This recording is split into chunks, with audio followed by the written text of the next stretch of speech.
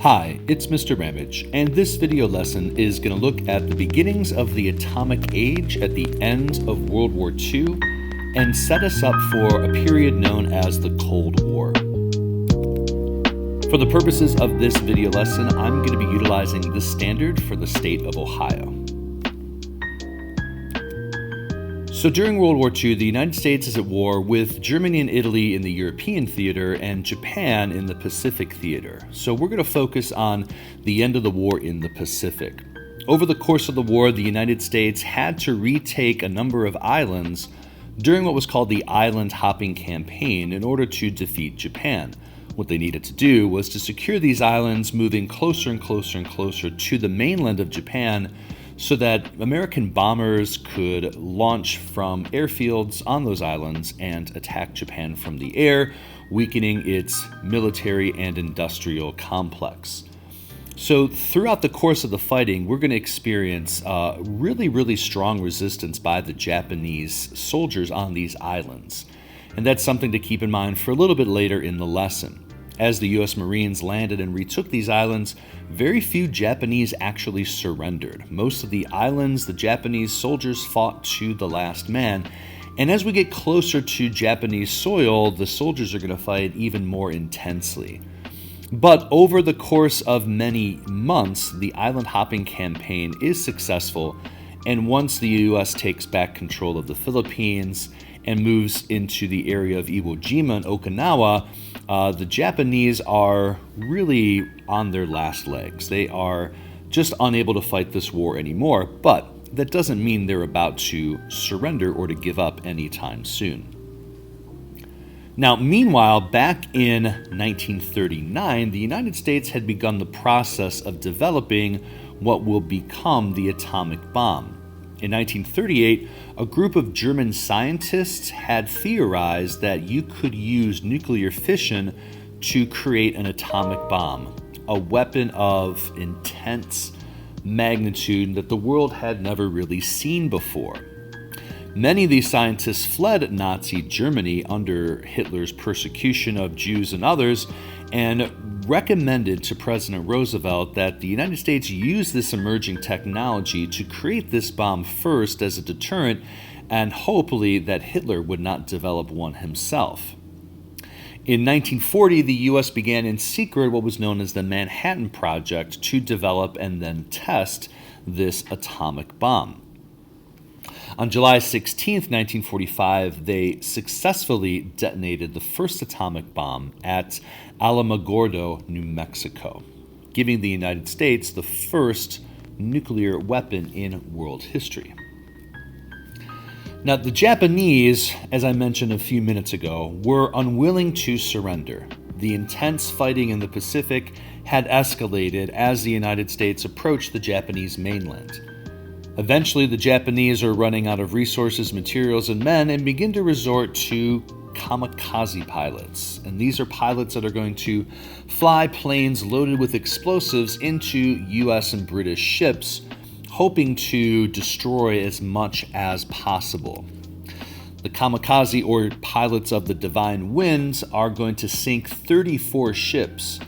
And 1,321 kamikaze pilots will be flying these attacks on U.S. and British ships, killing around 5,000 soldiers in total. Now, to the American soldiers as well as to the British, dying in battle was, nothing unusual, but purposefully flying a plane into a ship was something that most people had a hard time wrapping their head around. So the American and British soldiers realized that the Japanese are not going to surrender quickly or easily, and that the use of kamikaze pilots was just another indicator of how big of a challenge the Americans faced in terms of a potential invasion of the Japanese mainland. And that's essentially what we're facing here. Then, as we approach the end of the war, on April the 12th, 1945, the world is shocked when President Franklin Roosevelt dies from a cerebral hemorrhage, and Vice President Harry Truman takes over for President Roosevelt. Now, Truman is briefed on the existence of the Manhattan Project and the potential of this nuclear weapon. They haven't successfully tested it yet when Truman becomes president, but it will be his decision to use or not to use this atomic bomb against the Japanese. And Truman has a big decision to make, and there are lots of factors that are going to go into this decision. Let's explore some of those now. Now, using the bomb would save American lives. So if the United States were to have to invade mainland Japan, some estimates that the military came up with put American casualties at around 1 million to 1.5 million lives for an invasion of Japan.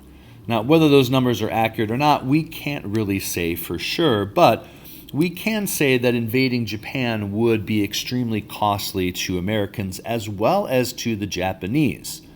The United States believed that the Japanese population would be ordered to fight and to resist an American invasion, and that we are looking potentially at somewhere between 5 to 10 million civilian casualties on the island of Japan itself. Using the bomb would also shorten the war. An invasion of Japan could take upwards of another year, and the United States has been fighting for about 4 years, and we're pretty exhausted. The public is obviously been supporting the war, but is interested in this war being over, and using the bomb would probably shorten the war by a year.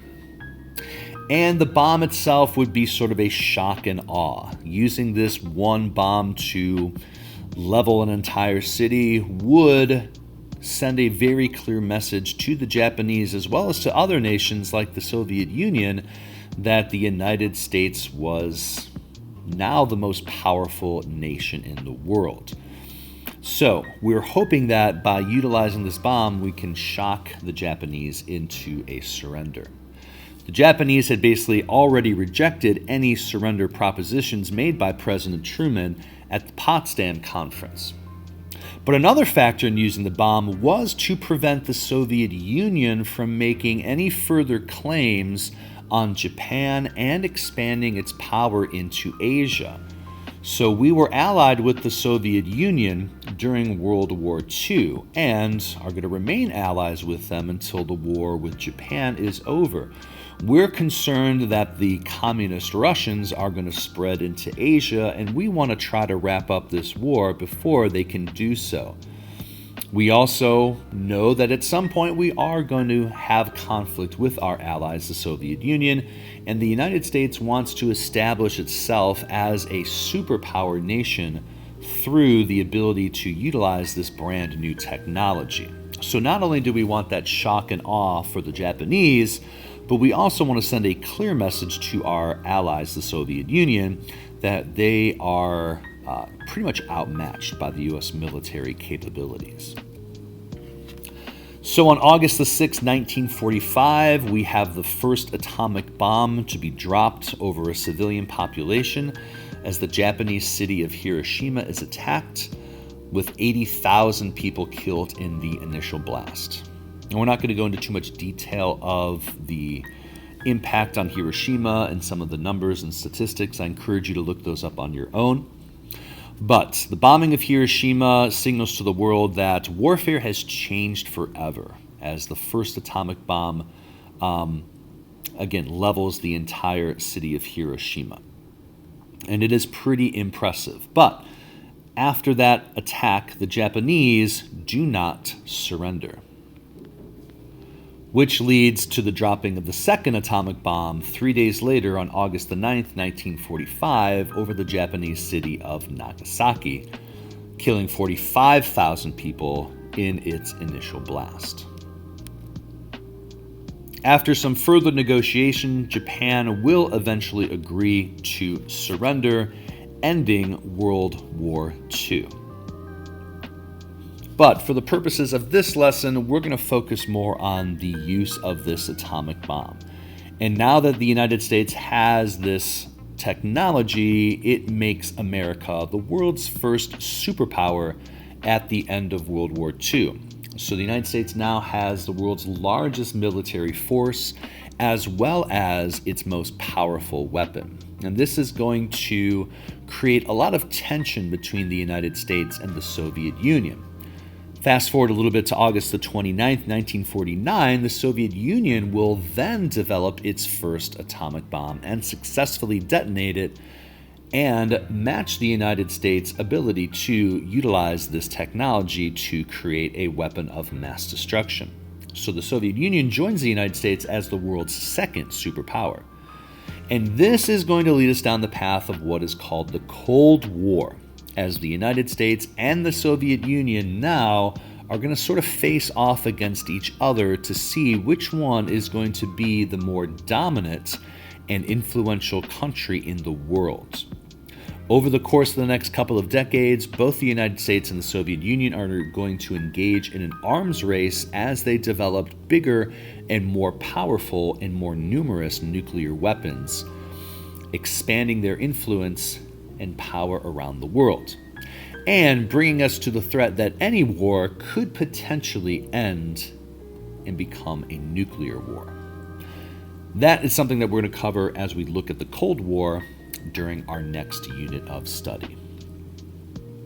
So, to wrap things up for today and to revisit the standard for this lesson, the use of atomic weapons changed the nature of war, altered the balance of power, and began the nuclear age. Hopefully you've enjoyed this short video lesson, and I hope you've learned something.